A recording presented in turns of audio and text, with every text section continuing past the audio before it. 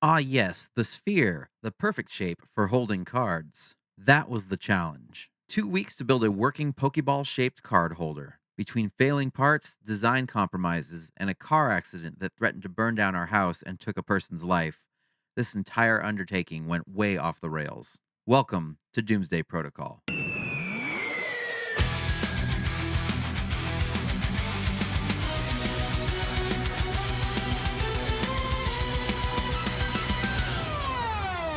To those of you who caught my last video, during the first weekend of the Pooh Belt, I was also working on a birthday gift for my neighbor's 7-year-old. His birthday theme was Pokemon cards and Hamilton. Respect. I went out and tried to get him some Pokemon cards, which apparently is a whole thing right now, to no avail. So instead, I decided to make him something. I downloaded a model for a Pokeball styled card case, 3D printed it, and painted it. It turned out great and he loved it, but the entire time I couldn't get something out of my head. Now, it's been a while since I played Pokemon, but last I checked, Pokemon are stored in Pokeballs, not Pokebricks. Unless Pokemon Minecraft is a thing, which it probably is. So for this Doomsday Protocol, I decided to take another stab at this project, but this time, make it a sphere. One that opens, lights up, makes sounds, but also still functions as a Pokemon card holder. And with that, I put 2 weeks on the clock.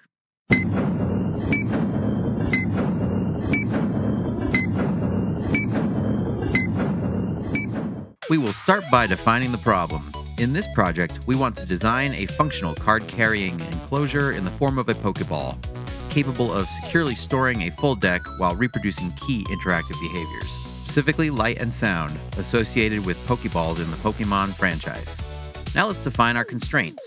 First of all, this thing has to function as a card case, which means it needs to be able to hold a full deck of 60 cards in sleeves.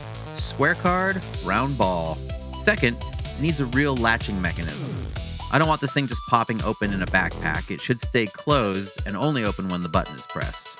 Third, lore accuracy. In the animated series, and I think in Pokemon Go, when you throw the ball, the button lights up red, and that's about it. In the Detective Pikachu movie, the entire middle ring lights up and the button color can change. Now, based on my limited research, it seems like the Detective Pikachu movie is maybe not 100% lore accurate in many cases, and just to play it safe, I'm going to stick with just the cartoon constraints. This will also keep me from feature creeping my design into not working. And our fourth and final constraint is that this thing has to survive a 7-year-old, which means it needs to be robust. And with all that out of the way, let's get to our success criteria. If, at the end of 2 weeks, I have a Pokeball that can hold 60 cards, opens and closes properly, and at least feels like something from the Pokemon universe, I'm calling that a win.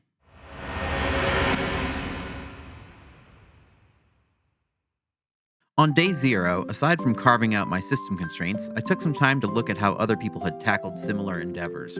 There are a whole host of videos where people have made Pokeball props for cosplay or just as toys, and these were a great starting point. One in particular was this video by Kiara's Workshop, which I will link to in the description. Very excellent video with a fairly comprehensive build. After watching that a couple times through, I made several notes and proceeded to do a rough hand calc and model up of what the general dimensions of what my design would consist of. To do this, I took the dimensions of 60 Pokemon cards in sleeves and took the square root of all 3 dimensions squared and summed. Ultimately, this gave me my minimum inner and outer diameters for the sphere. The next day, I focused on what I needed to order to ensure that I don't end up racing the clock or ending up receiving broken or non-functional parts 2 days before my deadline, like what happened with the Pooh Belt, although that did result in a certain amount of comedy that almost made it worth it.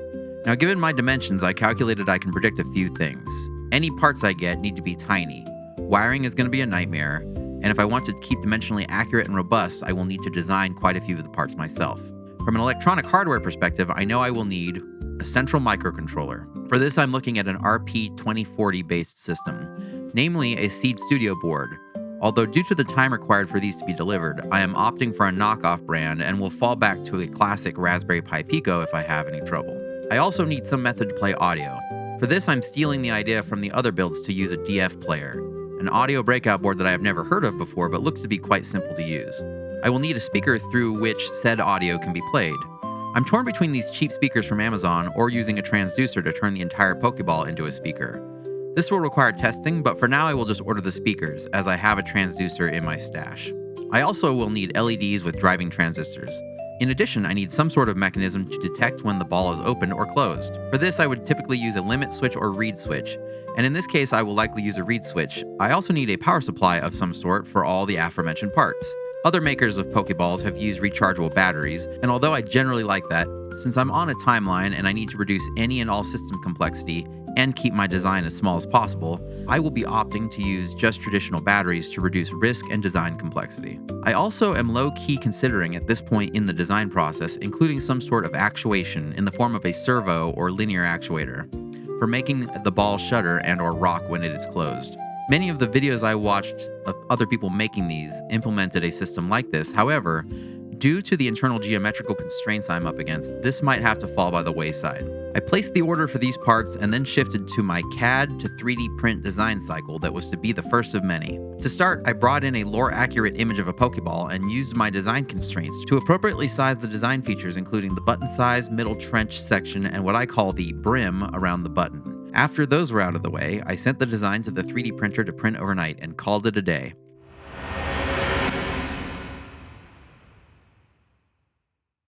Day 2. With my first test print in hand, I finally had a sense of the scale of this thing. And with that, it was time to start designing the parts I couldn't buy. The first problem to tackle was the button. A lot of designs I had seen used off-the-shelf buttons, usually arcade-style ones with built-in lighting.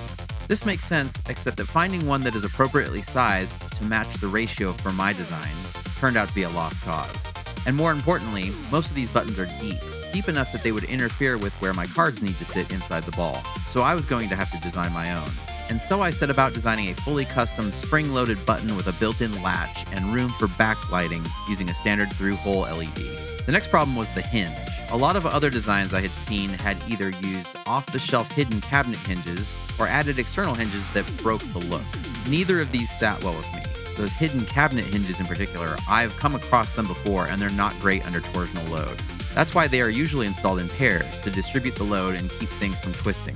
I needed something different, a hidden hinge that was actually strong. Eventually I found this 90-degree limit hinge design. It's made from thin sheet metal, so on its own it still has some of those same weaknesses as the other hinge type. However, the geometry interested me. So I thought, what if I just made that beefier and replaced its shallow pins with longer pins, feeding through multiple iterations of the hinge represented as interlocking tongues. The next several days were spent iterating on the mechanical design, mostly refining the button and hinge. I ordered some pins from McMaster-Carr, and once those came in, I was able to really dial in the interlocking hinge geometry. At the same time, electronic components started arriving, so I took an evening to prototype that part of the design. I breadboarded individual components and started writing test code to validate each piece individually. The DF player was a dream to work with. The microcontroller, on the other hand, was a little less cooperative. Those knockoff RP2040 boards were just finicky enough to make me nervous, so I backed off and went with the tried and true Raspberry Pi Pico. Getting the Pi Pico to talk to the DF player was a bit of a hassle. The Pico communicates with the DF player over the Universal Asynchronous Receiver Transmitter, or UART, and I was using the Arduino core through Platform I/O, which labels things a little differently than I expected. Eventually, I realized that the Arduino core labels UART0 as UART1 in their interface. Once I fixed that, communication from the Pi Pico to the DF player worked, and I was able to control the audio with much more specificity. From there, I started validating the rest of the system. Reed switch for detecting closure, LED control off GPIO, and I even tested a servo just in case I could end up making that fit. Everything was checking out, which was great because I had no idea that true disaster was right around the corner. Day 8, around 10:30. The dogs started going crazy. I looked out the back window, and 100 feet from our house in the woods was a massive fire. I ran to the back door and called 911, and I could hear somebody weakly crying for help out in the dark from the direction of the fire. I grabbed our fire extinguisher and started assessing my next steps. Lauren was out of town, and it was just me and the dogs if I needed to evacuate. By the time I got up to where the fire was, emergency crews were arriving on the scene. And up close I could see that a Tesla had crashed and caught on fire in the woods. The driver did not survive, and the passenger was airlifted out in critical condition. It was a rough night. The only positive is that the fire did not spread.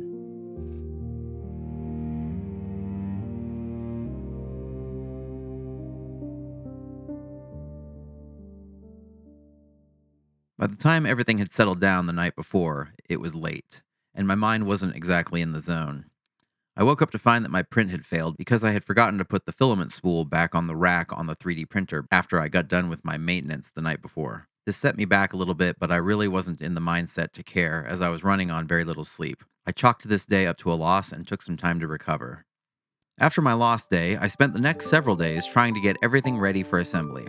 I finalized the remaining print work and started doing more detailed CAD planning to figure out where all the internal components were actually going to reside. The batteries, speaker, controller, wiring, DF player. Before I started to cram parts inside of this thing, I needed to know exactly where they were going to go. While going through this process, although I originally had planned to include the servo for internal movement and rocking, it turned out to not actually fit. I could fit the servo inside of the model without interfering with any of the other geometries. However, remembering that the arm on the servo had to rotate, I quickly realized that it would not be able to function once it was inside of there. This was always going to be a bonus feature, so I wasn't too heartbroken about it, but if I ever try and make this thing again, I'm definitely going to figure out a way to implement that.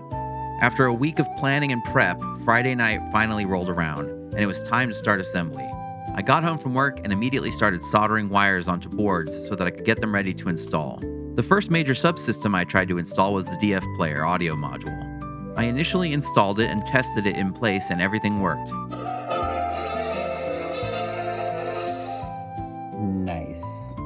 However, after I had fully hot glued it in place to prevent any strain on the wiring... Alright, so once I got the DF player in there, something one of the speakers broke off, and then everything started shorting out. So I had to rip it out, and I knew that went about as well as you thought it was going to.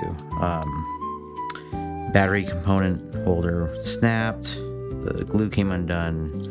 It's just an absolute inside. So at the end of Friday night, I was staring at a partially assembled Pokeball with chunks missing, almost no components installed, and I only had about a day and a half left to finish this thing. I woke up the next day, Saturday, with a day and a half left on the clock and got straight to work. The entire day was just grinding, soldering, wiring, gluing, cramming components and wires into one of the most difficult to work with geometries I have ever had to deal with. By the end of the day, I had physically installed all of the components and about 90% of the wiring was done. After the huge failure the night prior, it was nice to have a full day where nothing went terribly wrong. I wasn't even close to being finished, but at least there was a sliver of hope at this point. I turned in for the night, but I still had one major piece left for tomorrow. In addition to the remaining wiring, I hadn't written any of the control logic yet. I had written the software for all the individual pieces, but the overall state machine, all of it needed to be built. Day 14. The final countdown. I woke up and immediately got back to it. The inside of this thing was a complete wiring mess. There were wires everywhere, components glued into random corners, and barely enough room to close the shell. I ended up having to cut away parts of the internal card holder just to make everything fit. And then, of course, one more surprise problem.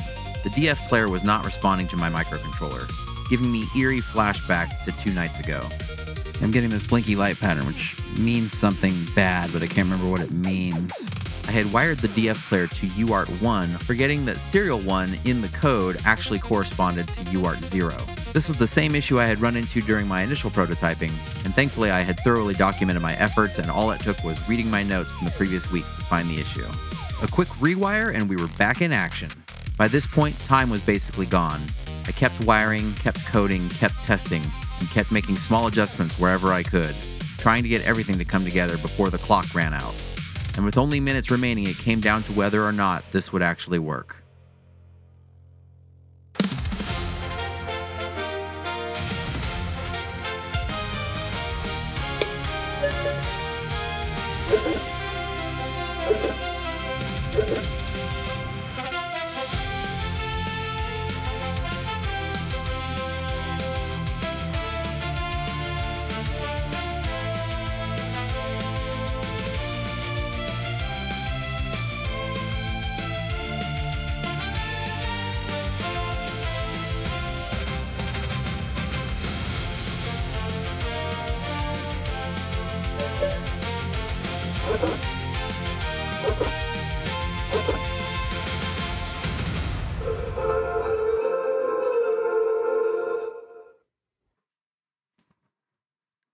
Hey, we made it, but just barely.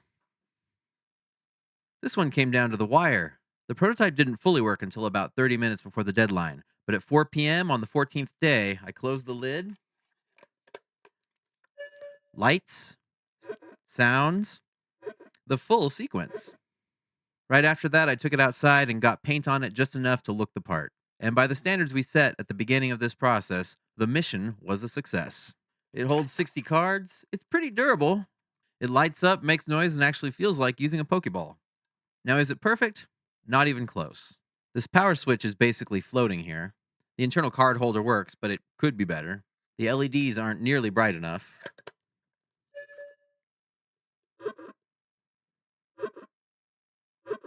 And the audio is a little muffled because the speaker is inside the ball, which could probably have been solved by using the transducer. There's a long list of things that I would improve, but that's the point. Given more time, I could keep refining this forever. But this is Doomsday Protocol. 2 weeks to prototype, no excuses, no extensions. I'll have all the designs, code, and files linked in the description, so if you'd like to build your own or expand it and take it further, I'd love to see what you come up with. Also, hey, if you're anything like me, you probably watch YouTube videos like this. Get in, get what you need, get out. So if you made it this far, I appreciate it. Whether you learned something, were entertained, or just stuck around to see if I failed, thanks.